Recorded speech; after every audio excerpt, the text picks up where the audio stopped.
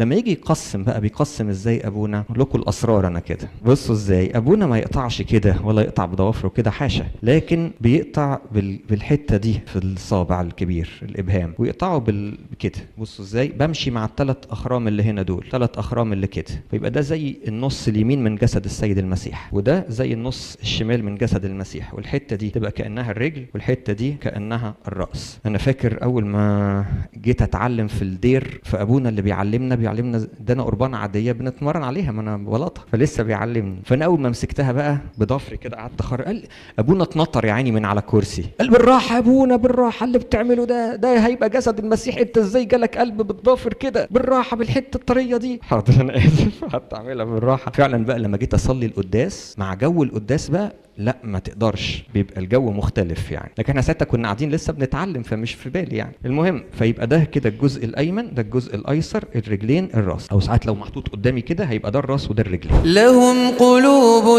لا يفقهون بها ولهم أعين لا يبصرون بها ولهم آذان لا يسمعون بها أولئك كالأنعام بل هم أضل أولئك هم الغافلون.